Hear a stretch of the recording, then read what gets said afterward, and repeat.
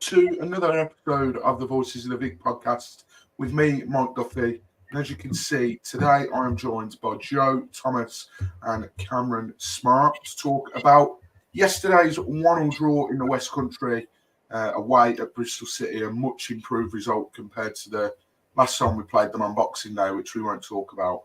But as I say, I am here joined by Joe and by Cameron. Joe, you were at the game yesterday. How's things, mate? You all good? You enjoy yourself yesterday? Yeah, really good away day actually. It was even though we drew and obviously didn't win, it was a thoroughly enjoyable day. Met plenty of football fans along the way, which was nice. It's always nice to chat to fans from other teams. Southampton fans, obviously, they're buzzing at the moment. Obviously, looking forward to coming to Vicarage Road next week. They were saying how much they enjoy Watford, so testament to us that we always put on a good away day. So yeah, no, all round good day. Good stuff. And Cam, you managed to watch the game yesterday, but other than that, you all good? Yeah, I'm good. Yeah, didn't manage to improve Watford's appalling record while I'm watching in my flat. We've still not won, and I think that's the third point we've got. So, yeah, it's Wow. But other than that, yeah, I'm well. How about yourself? Good. Yeah, not bad at all today. Something a little bit different for me this morning. I attended church at 10:30. So for those that hadn't seen, I am getting married, and because we're getting married away from where we live, the rules are if you don't live in the area of the church, you have to attend once a month for 6 months. So we did that today. So it's a little bit different, and I was praying a bit for that playoff push to continue. So hopefully my prayers will be answered come May, and we'll be sitting here celebrating about Watford getting into the playoffs. Whether we'll do any good in it, we don't know. But yeah, yesterday, another point on the road, still unbeaten in 2024, even though that was only game 3, I think. But doing well on the roads. Let's start where we always start with the team news.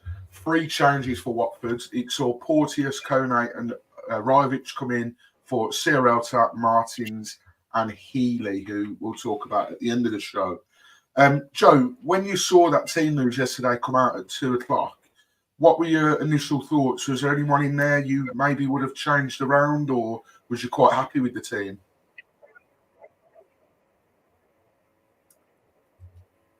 No, I was actually quite happy with the team, to be honest. On the match day vlog that I did yesterday, I did mention that I'd have been quite happy for Porteous and Kone to come back in the side.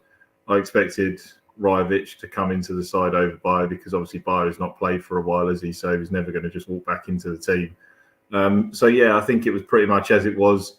I did mention as well, I thought if Lewis was fully fit, then I expected him to come into the starting 11 over Morris. But as it was, it didn't appear that he was fit enough. So yeah, I think he went with the best team that he could yesterday. So no qualms from me. Yeah, and Cam, one of the things that sticks out for me with this team news is that man in the picture in the background, Rivich coming in, because Healy's now departed and left the club. I perhaps would have gone with Bayo personally, but Joe says maybe a bit too soon. You know, he's just had 3 games off and maybe not the right decision to bring him in. Firstly, would you have gone Bayo straight back in? And secondly, was there any changes in there that you perhaps would have made? Yeah, look, Joe made a good point about how Bayo wasn't ever going to come straight back in after nearly a month out, but he was in a really good vein of form before that red card. He came in for the Preston game, obviously scored 2 goals, but his all-round play was much better than we've seen from him in the past and from Rivich. Yeah, didn't score after that game, but again, his all-round play, it was just so much better than what we're used to.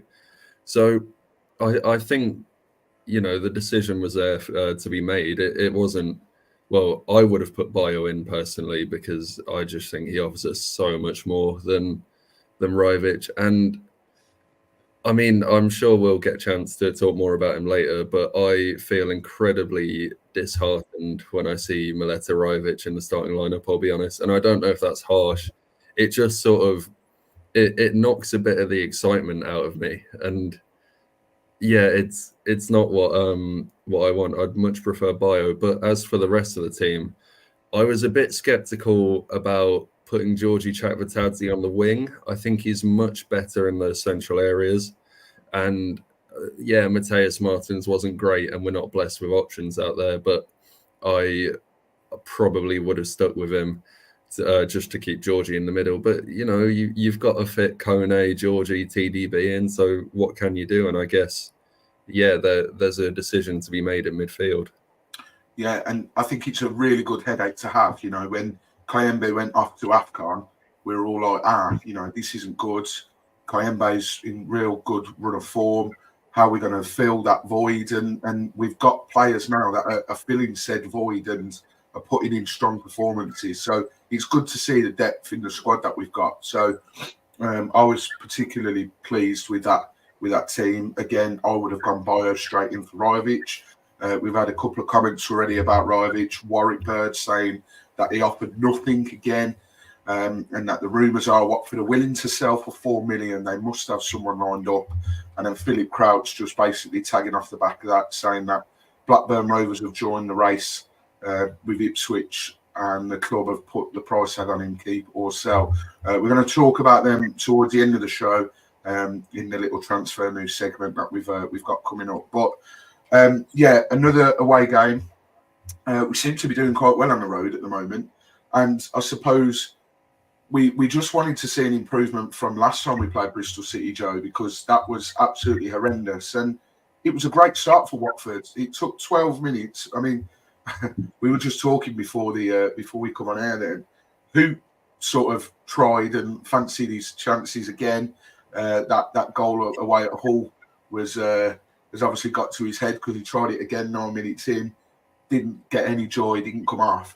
But just 3 minutes after that, Watford get given their first penalty in over a year, and much to everyone's surprise, although what was the reaction like when you saw it was Tom Dele-Bashiru stepping up? Was everyone a bit confused, or?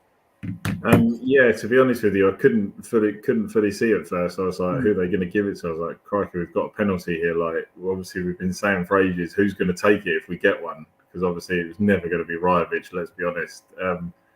So, yeah, it was people were kind of like, oh, who's going to take it? Then when Tom Dele-Bashiru decided he wanted to step up, it was given to him quite quickly, to be fair. So they clearly talked about it, and if we were to get one, who's going to take it? So it's good that there was that clarity amongst the team, and people weren't like squabbling about who was going to take it, because we've not had one for so long.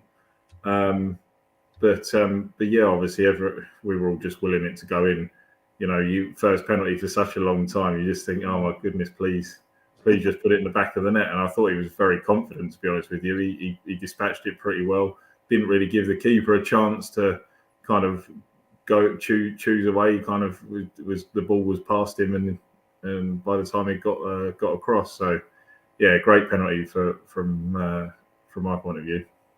Yeah, and I watched his interview after the game, and I think the guy that was asking the question said, had you already planned that? Did you know you was going to take the penalty? And like you've said, Joe, I think they've obviously had discussions already. And Tom Dele, whether he's top of the list or whether he's top of the list because of the players that were on the pitch, you don't know. But if he's going to keep dispatching them like that, then I'm quite happy. Cam, with you, great penalty and a good start to the game, just what we needed really. And you know, we'd sort of gone through that slump of conceding first, but then sort of coming back, and then we went through a stage of scoring first and then not holding on. But a good start to the game yesterday. And was you impressed with how we continued in that first half? Well, I thought our opening 10-15 minutes was our best spell of the game, and I put that down to Ismail Kone. I thought he was absolutely excellent in that first half. He was able to just create space for himself by twisting and turning with the ball. Really, really positive play from him. And yeah, we dominated that first sort of 15 minutes up until the goal. It's a shame because after that goal, we seemed to sit in. We invited Bristol City onto us, and that's obviously not what you should be doing with 70 odd minutes to go. And yeah, when they eventually scored their goal, it was definitely coming. Yeah, and Joe Cameron just mentioned the man on screen here, Ismail Kone. He was back in the starting 11, and a couple of times this season we've said, when he's come off the bench, he's looked the real live wire. And then, he's started games and been consistent throughout. But then there's been other games where he's perhaps gone missing, and maybe he's not used to the run of games. But another solid game, I thought, yesterday for Kone. Is that something you'd agree with? Yeah, I agree with Cal. I mean, he started the game really well yesterday. There was a real confidence about his play. So he was picking the ball up in the middle. He was twisting, turning. He was really kind of trying to drive forward play, which we know too well. Watford like to kind of get the ball and kind of keep possession, go backwards, and not go forward as much. But in that first, I think up to probably about the 23rd, 24th minute. From me, it was fantastic. I thought everything that was good attacking wise was starting through Kone. Obviously, he was feeding Georgie, pretty much all the time. It was great seeing him get involved so early on. But yeah, there was just, I don't know what happened. Like we looked so confident, and then all of a sudden we just decided, like Cam said, to just sit and just invite Bristol City to come forward, and that was with like 65, 70 minutes to go of the game, and you just can't do that when you're an away side. And after looking so confident to start, I expected us to keep going at least maybe to half time, because obviously we've seen, you see an away team will tire and maybe slow down a little bit second half, but we just seemed to do that midway through the second half, and that was just a shame really from my point of view. Yeah, and you mentioned, things were looking good up until the 23rd, 24th. I don't know if you said that intentionally, because it was the 25th minute that the Bristol City equalised. And I think a really disappointing goal from our point of view to concede. And it's another game where there's no clean sheet. I don't know. I've not got it to hand when our last clean sheet was. I don't know whether you guys, I mean, Joe, you're usually the statter. You usually know these things. I think it... it was Rotherham, wasn't it? I was going to say, I think it was Rotherham, yeah. Away from home, I think it's Swansea, but at home, I think it's Rotherham. And another thing for you, Ben Hamer is stuck on his 99th career clean sheet and has been for 12 games now. Yeah, he's not got it, is he? Yeah. I mean, he wasn't helped out yesterday by Porteous, was he? I mean, no. Well, I thought it was a real shame for the goal, because that first shot, was it Conway took it? It was a brilliant save. Like you watch the replay, and he's proper, made himself big, stretched himself out, and his foot has stopped it. But for me, and I know, Cam, you were talking about him in the group chat a little bit yesterday, but Livermore's got to do better there.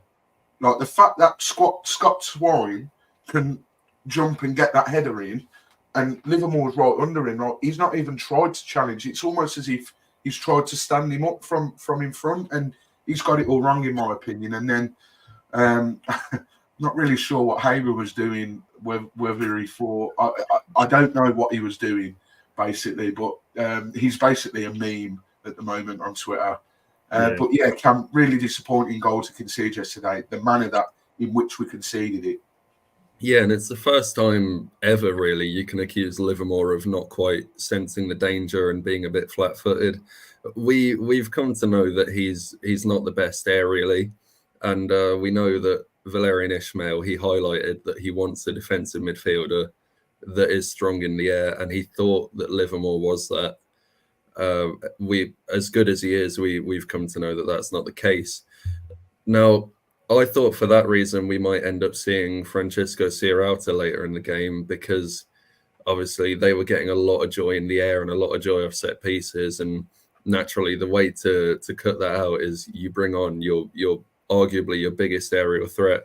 In fact, I don't think there's any debate that he's our biggest aerial threat. So yeah, it's the one downside of Jake Livermore, and I thought he had a very poor game by his standards yesterday. I don't know about you. Yeah, usually you see him marshalling that midfield and really being good at controlling the pace of the game in the middle. But I just think the game sort of bypassed him. I don't know what the feel was like watching it in person, Joe. Is that what you got as well? Did you see something different? No, he did struggle yesterday in midfield, but it wasn't just him. Like I say, after Bristol City scored, I thought just in general the midfield three just were just missing quite a lot. Bristol City were getting a lot of joy through the middle, and that's where a lot of their play was coming through. But that was, they weren't set the right way. Every time we were trying to do something midfield and the ball was going in the middle, I mean, especially in the second half when we were trying to attack, like every time we were getting the ball on the edge of the box, or we were getting in and around and stuff, the ball was just getting caught under people's feet, and it just wasn't, they weren't set the right, to pass the ball on, or it was all a little bit clumsy for me yesterday in that midfield. And obviously it didn't help, like I say, because Jake Livermore wasn't at his best. And obviously when he's not at his best, I think that does, now we come to see that does affect us. Yeah, and he's someone that sets the standard, and the midfield being one of the most important sort of areas on the pitch, and especially the way that we play. We did have a chance though, just towards the half-time whistle, which we were just talking about Rajovic not really offering much. I think that was probably the best move I've seen from him, where I think he dropped deep, won the flick on, Georgie Chakvetadze sort of went through, and Asprilla just couldn't get the shot off. I think it got stuck under his feet, which is a massive shame, because for me he's got to do better there. And I think what he's done is, it reminds me of what he tried to do against Norwich, where he was so real fast-footed and very tricky feet, and then managed to get it in. But Cam, Asprilla is very frustrating at times. One hell of a player, but very frustrating at times, and perhaps shows that he's still not the finished product, which nobody thinks he is, because he's still got a lot of learning, a lot of development to go through. But he could have had a couple of goals yesterday, couldn't he, Cam? Yeah, and it's easy to forget that he's a kid, because he does bring a lot of maturity to the game. He's sort of very incisive with his passing, and you normally back him to do the right thing. But I thought he had one of his poorest games in a Watford shirt yesterday. Normally, when Yasser's not on it, it's because we're struggling to get him involved. But we had no issue getting him involved. We got him involved with ease, and yet nearly every decision he made was wrong, or the execution was wrong. So, yeah, it was a really disappointing showing from him. As for that chance, I do feel for him a little bit. Obviously, I'd rather he just shot, but that ball from Chakvetadze, as good as it is, it's a little bit close to the keeper, and Max O'Leary makes himself very big. So, it's unlikely if you shoot there, it's going to go past the keeper, because he's done a good job in goal there. So, yeah, he's tried to recreate that Norwich goal.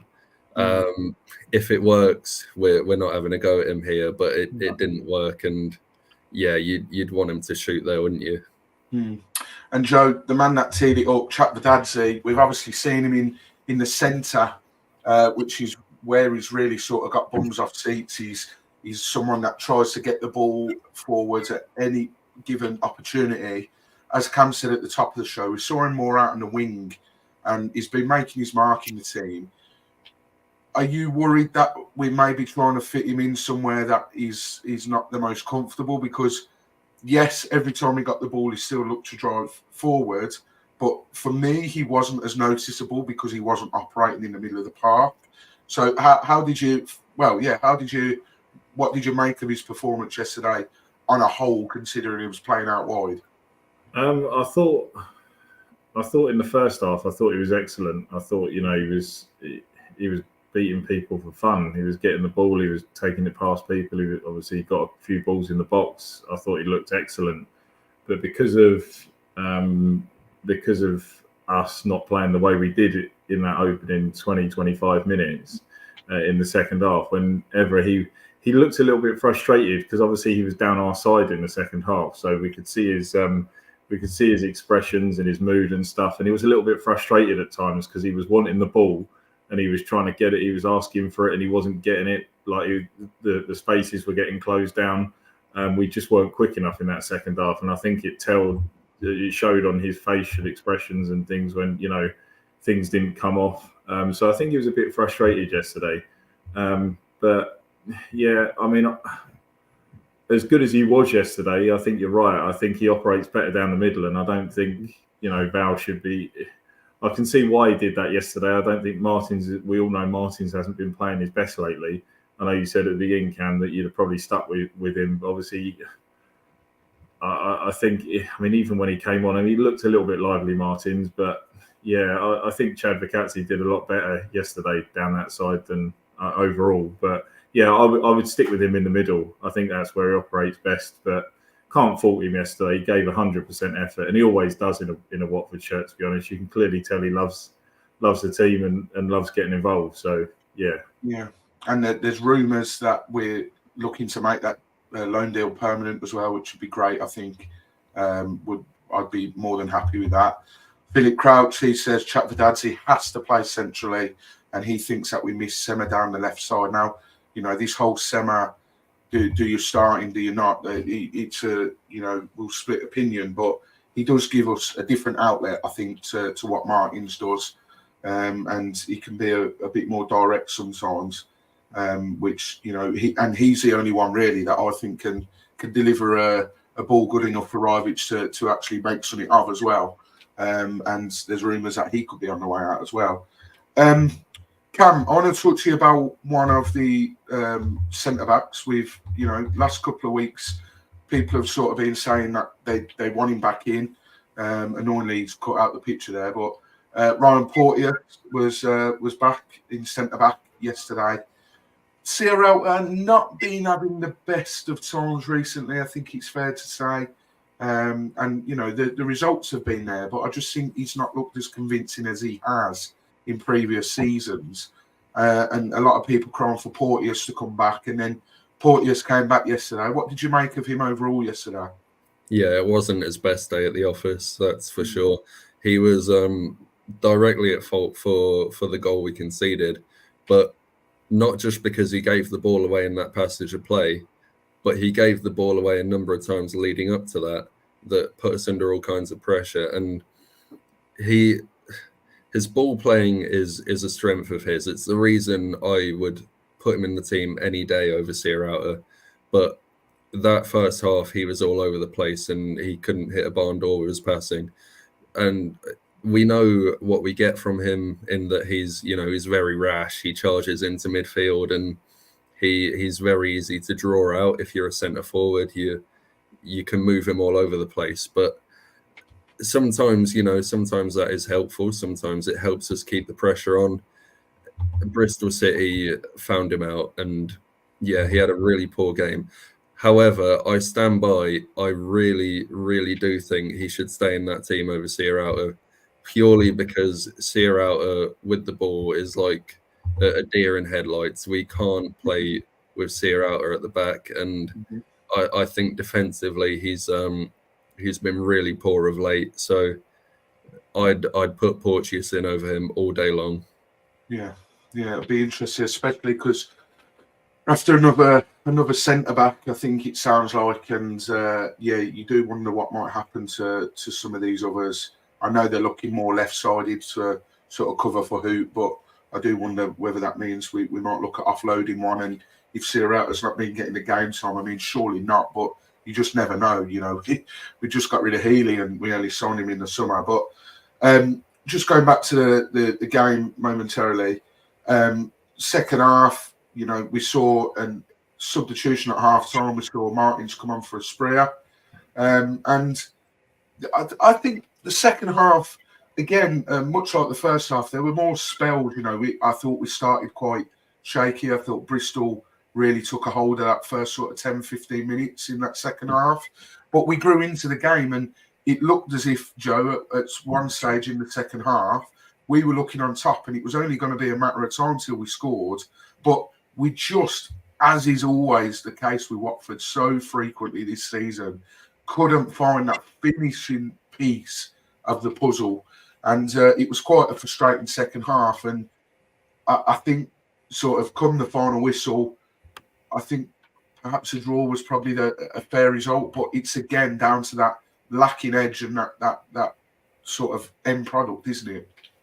Yeah, I think like it says in the title, we were quite wasteful yesterday. There was so many times where there was just too many touches, people not looking up and looking for the right pass. There was hesitation in getting the ball in the box. There was a number of things yesterday, and like I say, it just didn't feel right. And it was like towards like the last sort of 10 minutes, Bristol City were getting corner after corner after corner. I mean, fair play to the lads. I mean, they dug in deep. They showed a lot of character. They defended brilliantly. Obviously, Livermore, not only in the first half, he obviously put a foot in to stop a certain goal towards the end yesterday. Obviously, Hamer made that save at point blank range, which was a great save. There's a lot of positives because, like, I think I touched on it in the vlog that I did. For me, it was a point gained rather than 2 dropped for me. I think it was a very good point away from home. At the beginning of the season, before that Sunderland game, when we were playing good one week, rubbish the next, we'd have probably maybe lost that game yesterday. But the team are now showing a lot of character.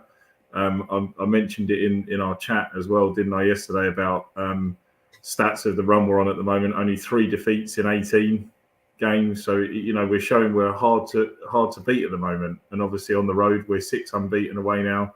So yeah, it's disappointing we didn't win yesterday, but at the same time, I think the guys dug in deep and ended up with a good result.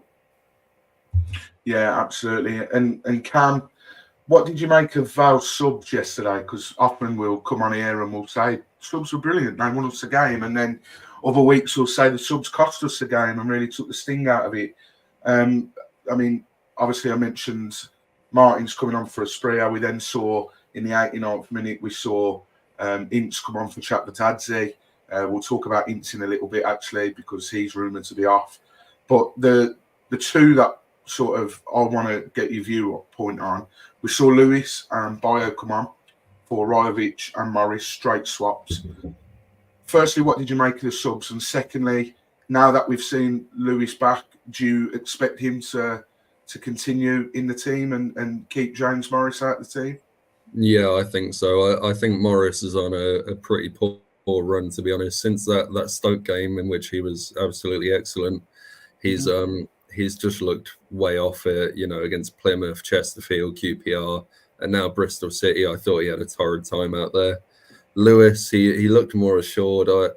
I'm not 100% convinced on him, but he did look a lot more assured, and yeah, he gave us a bit more solidity and a little bit more on the ball. The rest of the subs, I struggle to think of any impact, really. I thought Martins was fairly lively, and it was a logical sub to make given how poor Asprilla had been. Yeah, he was fairly lively, and I am starting to buy into playing him on the right rather than the left. I was completely against it at first, but he's looked more productive on the right of late, I'd say, and yeah, definitely a good outlet for us. Bio hardly had a kick, didn't he? I mean, he could not get into the game after, the first minute he came on, he got on the end of a chance, but other than that, he didn't have a sniff, and I struggled to remember who the rest of the subs were. I think the only one after that was it's logical, isn't it? I guess Chapatadze might have been tired, and Ince, say what you want about him, but he runs and he'll track back, and yeah, we were just closing out the game at that point, weren't we? Yeah, good timing from me in the background. Anyone that can hear that, the Tesco delivery's just turned up. So anyone heard that, that's what that was. Don't worry, I'm not going to have to shoot off. The miss got that covered, thankfully. I jokingly said on Twitter that Ince should come on because I often like to look at who our players, their record against other teams, and obviously we've got a lot of players that haven't played in the Championship before, so they might not have built up, he's good against this certain team. Bit like Troy, always scored against Villa, had a very good record against Bournemouth, and Tom Ince has a brilliant record against Bristol City, 14 games and 12 direct goal contributions, 8 of those goals and 4 assists. So, he might have relished that he would have been hoping for more than sort of a few minutes that he did get. So it was a shame. It would have been quite interesting to see, had he played a little bit longer, could he have done something? But like I say, it looks like he's on the way out. But as I say, a 1-1 draw in the end against Bristol City. And yeah, I think, Joe, you summed it up perfectly. I think the run we're on at the moment, we're tough to beat. Yes, it's frustrating not to come away with 3 points, but look, how many months ago would we have sat there and been like, a point on the road, we'll take that, and we're now coming away disappointed, which shows the progress that we're making. Cam, do you have the same view as Joe on the whole point on the road? Do you see it as a point gained rather than 2 dropped?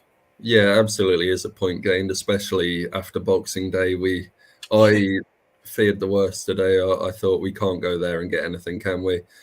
Despite how inconsistent they've been. But my concern is in the last 2 performances, QPR and Bristol City. I feel like they're they're a far cry from where we were, against Hull, Blackburn, Preston, even Plymouth. We sort of showed spells of dominance in those games, which away from home is something you've got to do. You've got to impose yourself. And we saw glimpses against Bristol City, but I thought, we didn't really stamp ourselves down on the game at any point after the first sort of 15 minutes. So, yeah, it was a slightly disappointing performance.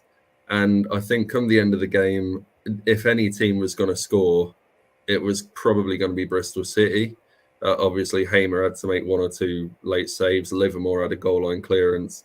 But the overwhelming positive, I'd say, is that we didn't look troubled at all from open play in that game. Other than the goal we conceded, I thought we shut them out brilliantly, and it was only set pieces that could be our undoing. Yeah, it's interesting you say that, because it's an interesting dynamic, whatever way you look at it. Yes, the performances haven't been on the same level as Blackburn, Preston, Plymouth, but at the same time, we're not playing as well, but we're still not losing. So that shows that there's character there and that there's fight and the desire. But at the same time, you do sort of think, well, when's this luck going to run out? Because we're going to come up against someone soon.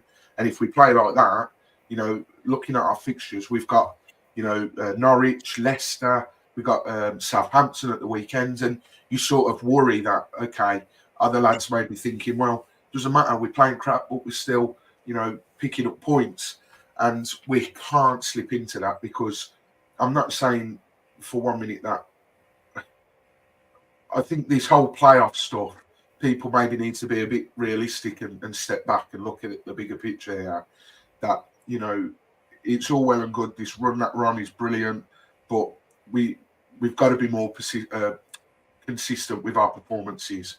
I saw quite an interesting stat actually on Watford. Watford retweeted it saying you'll never sing that. Yesterday, we became the 35th club to play 200 draws on the road in the second tier of English football, which was quite interesting. But 6 unbeaten on the road, as Joe said, and our first penalty since January the 14th, 2023. Anyone remember who that was against? Blackpool. It was the Toby Adeyemo game. Oh, yes, Ismail Sarr scored, didn't he? Yeah. Yes, there we go. But yeah, another point on the roads, and a bit frustrating, because a win would have seen us really, it'd have seen us a point outside the playoffs as opposed to 3 at the moment, because Coventry got a win against Sheffield Wednesday, so they're sitting in 6th on 43 points. Hull won on Friday night against Sunderland 1-0, so they're 7th on 42. The last I saw of Norwich, they were 2-0 up against West Brom. I assume that finished 2-0. Yeah. And they're on 41. And then we're sitting in 9th, level on points with Sunderland, who are 10th. And also Middlesbrough, who are 11th on 40 points as well. So, yeah, bit disappointing. There's a little bit of a gap starting to form now. I think West Brom, they're on 45, and then Leeds are in fourth, who won today, 2-1 against Preston. They're on 54. So there's a 9-point gap between fourth and fifth already. And if we want to actually have a go at playoffs, we need to start catching West Brom because soon that will slip away. But before we wrap up, we'll talk about transfers, because the transfer window, the rumour mill has been hotting up a little bit more, which is about bloody time, because there's 10 days left and only now have the rumours started. So the first one is a permanent deal which has taken place already, and it's Reece Healey. He joined from Toulouse in the summer on a free transfer. A lot of hype. I was very excited after talking to a Toulouse fan channel and after seeing his stats and his glowing reviews from Toulouse fans. And then 6 months later, we've sold him, and he's gone to Huddersfield. We did get £2 million, but Cam, I know people were saying, look, we've not given him a chance, etc., etc. But when he did play, he didn't light it up for me, and am I harsh for judging him off the small appearances that we did see? Possibly. But look, he's scored 2 goals for us, and those 2 goals were very important.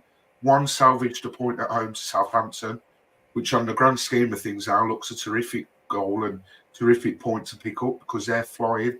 And then the other one, me and you were there, was away at Blackburn to win us a game. But are you surprised about this? I don't think a lot of Watford fans will be. But we got a good fee because we didn't pay anything. We got £2 million. So are you of the opinion of thank you very much for your time, but it was never going to work out? I am, yeah. I think that is the case, but it's weird timing, isn't it? Because in the statement it said that he approached Val about a month ago and said he wants to leave. Yet he got his only 2 Watford starts after that. So yeah, that was definitely strange, and I thought that might influence his chances of staying. But ultimately, we've not seen enough from him. He looks very rusty. You can see that, he's got the instincts. He makes the right runs and he tries to link up play, but he's just not quite there physically, mentally, and technically, I'd say. So, yeah, I'm not gutted to see the back of him. I do wish him well, but this is the kind of deal that benefits everyone. Huddersfield are getting a goal scorer, basically, and if they can get him to his best and they've got a player on their hands, we're getting £2 million. We've for Healey, he's sort of used us to build his fitness back up. Mm-hmm. He's got a bit of match sharpness under his belt now, and he's gone straight off to Huddersfield. Started immediately, so they must be quite impressed by him, and or just completely distrusting their other options, which is probably more likely. Yeah. But yeah, good move for all parties, and yeah, good luck to him. Yeah, got a full 90 as well yesterday, which I was quite surprised at. And all eyes on the 24th of February now, because you know what's going to happen, don't you, Joe? He's going to come back to the Vic and he's going to score. But like Cam said, I think we can shake his hand. Thank you for sticking around as long as he did. And he scored 2 important goals for us, didn't he, Joe? Yeah. Like we've all said, he didn't really set the world alight, and he didn't take his opportunities when he started. So yeah, wish him well. Like Cam said, he came to us. He had an opportunity to build his fitness back up. Hopefully things work out for him. And yeah, I've got no ill feeling towards him. It just didn't work out really. So good luck, and I hope it works out at Huddersfield Town. Absolutely. I must say, I think he conducted himself very well.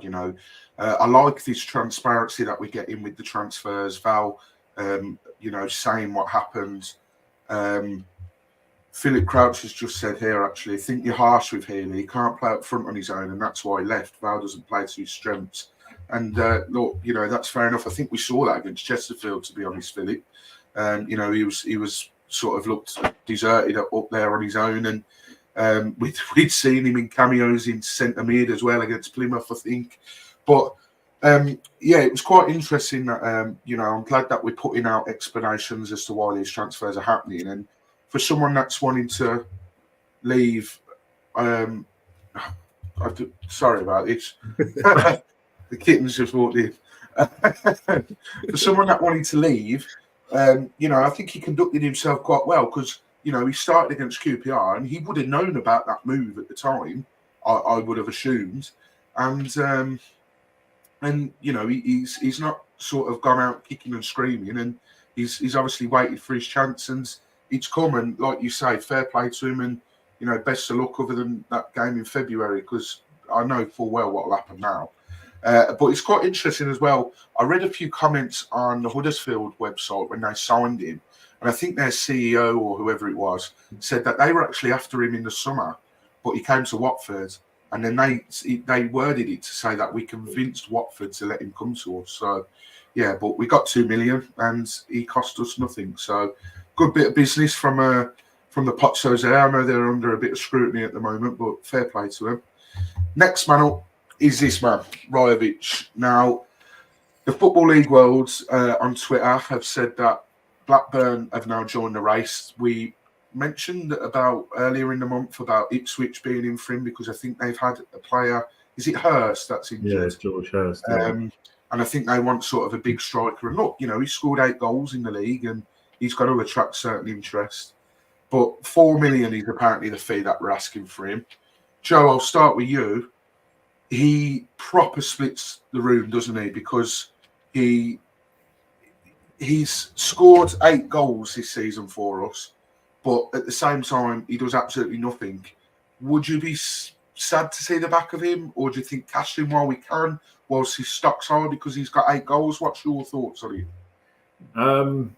Yeah, I'm of the opinion that if we were offered that sort of money, even if it's 3 to 4, I would accept it. I would take the money. I would say thank you very much. Again, you've tried, because you can clearly see he's trying. But just for me, it's just like, again, yesterday, like he did knock the ball on, as you said, for that opportunity where we went forward with Chad Vicazzi putting the ball in for Espria. But other than that, he was just like, he was running around. I can't fault him for that, but he's just so slow. Like the passage of play has moved on before it registers in his head that he's got to get going. And it's like, you just watch it. You're like, what are you doing? Like, they're just, you're offering nothing. He just didn't get close to anything. He didn't win. I think he went up for like 3 headers and didn't win one of them. And I'm like, you're massive. Like, how are you not winning a header? So yeah, for me, if the money's offered, I would take it, and I would, I know it's only going to leave us with Bio, but as someone said yesterday, I think it was yesterday or the day before, with Healy going, we've clearly got a replacement lined up. So if Watford do take the money for Rajovic, I do believe they've probably got 2 strikers lined up. So yeah, I'd take the money. Yeah, and Cam, is this just another example of frustrating recruitment? Because we've brought him in, and it doesn't sound like he was Manga's man. And listen, that's another can of worms that can be opened on a separate day. But we've brought him in, and then it's however many months down the line, and we're looking at selling him. And like, why bring him in the first place? I know he scored 8 goals, but he's a very frustrating player.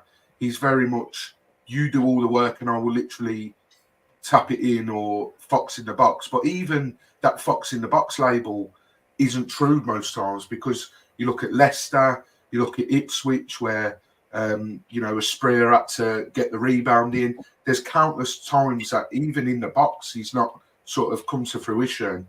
So do you agree with Joe? Cash in whilst we can, whilst his stock's high, because in the league he's not scored for a few games now. I can't think. Obviously, his last goal, full stop, was against Chesterfield the other day.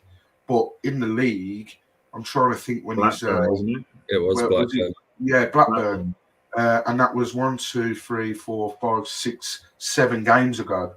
So are you in agreement with Joe? I am, yeah. I think we should sell. I think this is the most valuable he'll ever be. I just don't see what he brings. I don't see what he brings at all. And we had this question in the chat, didn't we, the other day, of how many goals do you think Rajovic will get this season?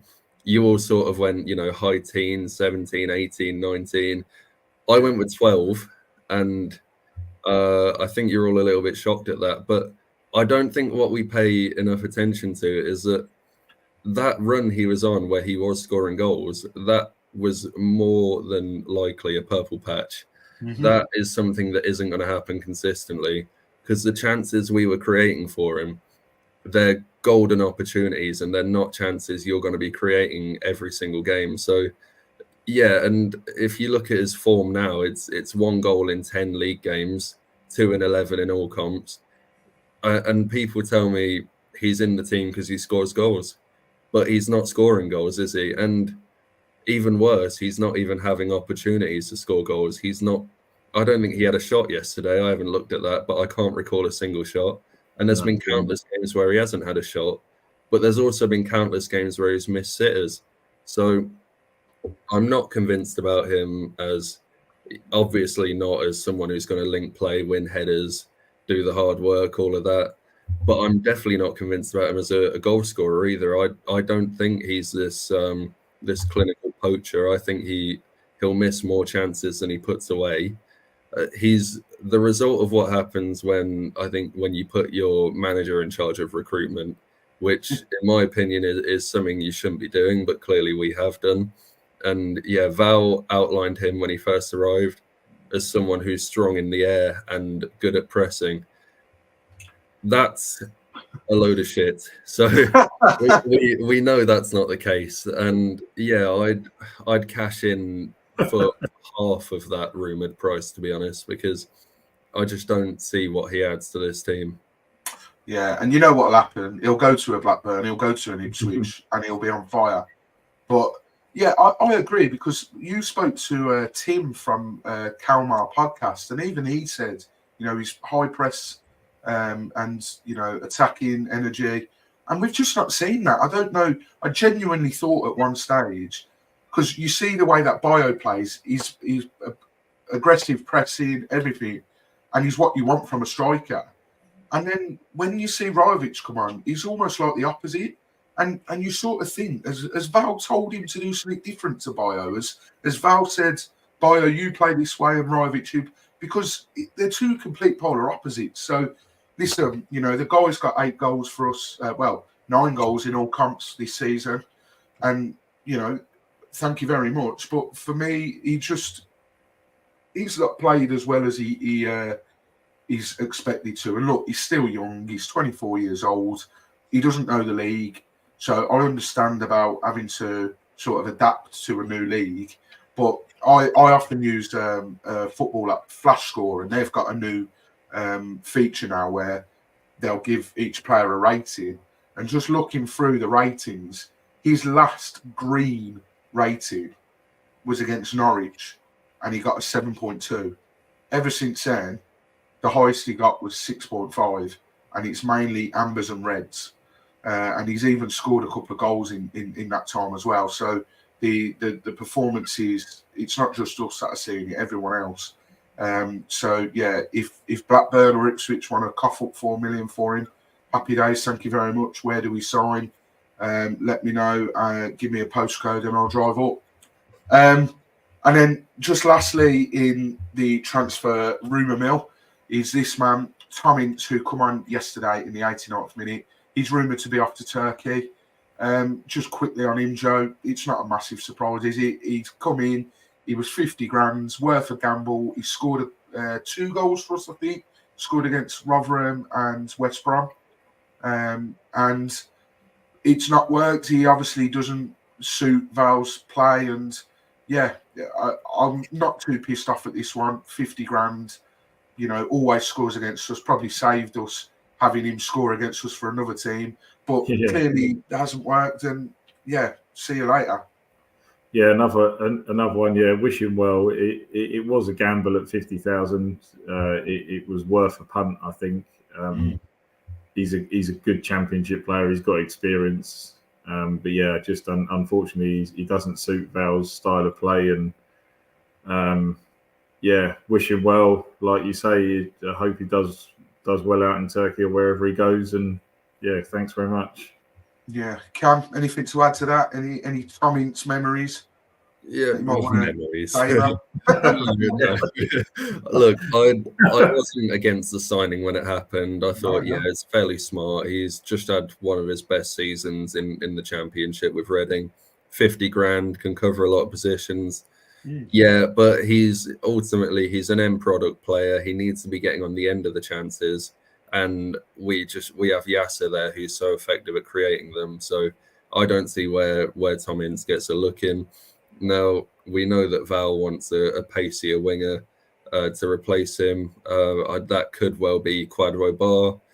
That's what I expect. Or we go out and get someone. Obviously, there's been, one or two names sort of half linked, that David Okarenke and Jeffrey Defrel. Is that his name? From Sassuolo, Yeah, there's been a few names linked, but I don't expect anything to come of it. I'm happy with our wide options, and I think, I'd like to see what Quadro Bar's got. Yeah, well, it's injuries that hamper him, isn't it? I think that's why Burton sent him back to us, because his injuries. Because it wasn't long ago, I was seeing tweets, people saying, this Quadro Bar's, been playing really well. And I think Gabe Sutton said that he thought that Bar went for his big move too early because he was sort of a diamond in the rough at Rochdale. But yeah, I hope it works out for Bar, because he's clearly got talent, and I don't want him to be another one of these youngsters that comes along and then, he goes out on loan and then we never see him again. Bit like Darpo Mabude, who I believe is now in a more stable condition following his horrendous car crash. But I don't want to see Quadro Bar go down that sort of route of going out on loan, coming back, and then us just saying at the end of it, right, thanks, but no thanks. I hope it works out for him. And then, just before we wrap up, next up for the Cup, Southampton at home on Saturday, FA Cup fourth round. I'm looking forward to this one. I know Southampton are on a crazy unbeaten run at the moment, but I've just got a feeling something good's going to happen. We're going to have a bit of a cup run this season. And Joe, how are you feeling about this game? You feeling confident, or would you rather we go out and focus on the league and maybe a playoff push? What are you feeling? Obviously, a game close to your heart, living in Portsmouth, a game that you'll be sort of looking at. I don't know if you've got friends on the blue and red sides down there, but how are you feeling about this game? Well, it's interesting because, as I said earlier, I met some fans on the train on the way back, coming back from Swansea yesterday, Southampton fans, and was sat with them the entire journey back yesterday. They're obviously absolutely buzzing at the moment. 21 games unbeaten now. They can't quite. They were saying they can't quite believe it. They had that bad spell. I didn't realise when they were listing the sides to me, they'd obviously, in that 4 games they lost to Ipswich, Leicester, Sunderland and Middlesbrough. So quite tough games, really. So not quite surprised. If they'd have lost to like teams at the bottom, you'd have been like, oh, that's dodgy. But they actually lost to teams that are doing well. So yeah, they're flying. They are obviously really excited. They sold out in 24 hours, so they're bringing a huge crowd. They're expecting Russell Martin to play a strong side. I actually said it's interesting for me because I'm not sure whether he is going to play a full side because of how well they're doing in the league. I actually believe that they've got a chance of catching Leicester. So I just don't think Leicester are as good as... I think Southampton are playing better than Leicester at the moment. So they've got a big chance of catching them. And Leicester obviously away at Ipswich tomorrow night, or is it the other way around? I can't remember. It's a huge game there. It's going to be really interesting. I know Val's probably going to bring... I would expect him to bring Backman in and play him. I think Serialta will probably get a game. I think Bayer will probably come in and start to give him a bit of game time. Other than that, I don't really know what changes he'll make from our side. But yeah, if Russell Martin does rest players, I think we've got a good chance against them at home. The fact we're at home, obviously the last thing that both clubs are going to want is a replay, because obviously we're pushing for the playoffs, they're pushing to go up automatically. So a replay would be horrendous. So I do expect someone to try and go for it. But yeah, it's an intriguing one. So it's a winnable tie, isn't it, Cam? It's a game that you're looking at, and even though Southampton are 21 unbeaten, like Joe said, are they going to rest and think, right, well, yeah, the FA Cup would be great, go on a bit of a run, but bloody hell, like we could catch Leicester here. So yeah, it could definitely play into our hands, couldn't it, Cam? Yeah, it could, and as Joe said, yeah, they have got a title race on, but they're also not done with Ipswich yet. They're sort of in an automatic race, so they'll definitely want to focus on the league. I watched them yesterday afternoon, and they are absolutely terrifying. They tore Swansea apart like they weren't there. But second half, they did show a few chinks in the armour, so they're not impossible. And say what you want about it being a boring tie, an all-championship tie, it's a winnable tie, and it's brilliant that we're at home. As someone who loves a cup run and lives with a Southampton fan, I want nothing more than to win this game. And yeah, I actually can't wait for it. We'll obviously go more or less full strength. So yeah, I believe we've got a chance. Yeah, going to be interesting to see Daniel Backman in action on Saturday if they do go a bit strong. I do fear for his confidence there, to be honest. But we can get more of a lowdown from Southampton side of things, because up next on Voices of the Vic, myself and Ben will be chatting to the guys over at In That Number podcast, which is a Southampton podcast, on Wednesday night to preview the upcoming fixture. That will be at 7:45 on Wednesday night. So make sure you tune in, get your questions in, anything you want to know in regards of Southampton, how they might line up, where they think they're best, their views on a cup run this season, whatever you want to know, pop it in the comments, and myself and Ben will obviously get round to asking. But yeah, from myself, Joe and Cam, thank you very, very much for watching. Don't forget to hit that like button on the video, hit that subscribe button as well. We are creeping ever so slowly towards 500, and surely there's people watching on YouTube that aren't signed in or anything. Just sign in, it will take 2 seconds, and hit that subscribe button. Let's get us to 500 subscribers by the end of this season, because it'd mean a lot more to us than you think. And also next week as well, look ahead to our. We've got a little surprise coming up in terms of sponsorship, that you'll be able to get a couple of freebies. If you like an alcoholic beverage, keep your eyes peeled for that one. More info will be coming out ahead of the Wednesday's podcast, which me and Ben will be on. But till then, thank you very much for watching. Hit that like button, hit that subscribe button, and come on, you Horns.